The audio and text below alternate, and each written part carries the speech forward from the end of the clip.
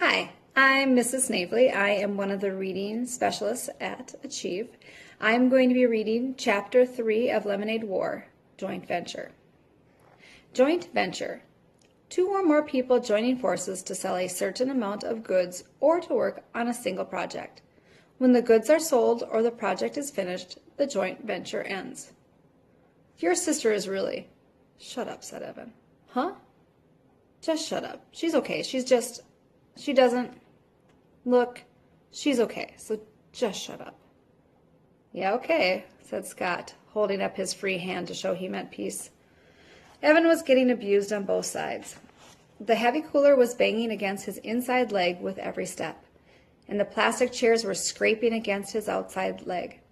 Bruised and bloodied, he thought to himself, all for the fun of hanging out with Scott Spencer. Why couldn't Jack have been home? Or Ryan? And why did Adam have to be on the Cape this week? It stunk. How far are we walking? Grunted Scott. Just to the corner.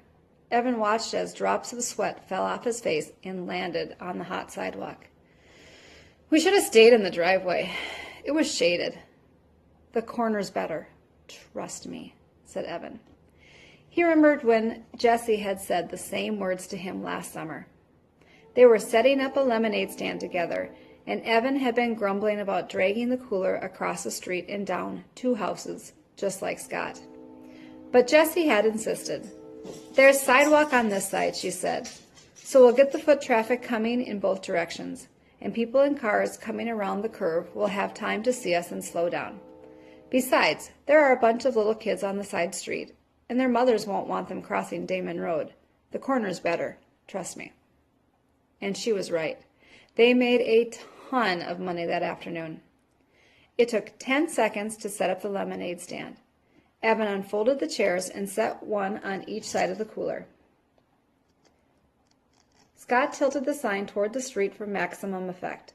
Then they both sat down. Man, it's hot, said Evan. He took off his baseball cap and wiped the sweat from his face with his shirt. Then he grabbed an ice cube from the cooler, balanced it on the top of his head, and stuck his cap back on. Yeah, said Scott, I'm thirsty. He reached into the paper bag and pulled out a cup. It was one of those large red plastic cups that vendors use at professional baseball games. Then Scott took one of the pitchers from the cooler and filled the cup to the brim with lemonade. Hey, not so much, said Evan, pouring himself a cup too, but only part way. He glugged down half his drink. Not bad, he thought, though he noticed a dead fruit fly floating on the top. His mom had been battling a mad fruit fly infestation ever since the weather had turned really warm. The kitchen sink area, where they kept their fruit bowl, was dotted with tiny, feathery fruit fly corpses. Scott drained his cup and tossed it to the ground. Ah, he said, satisfied. That was good. I'm going to have another.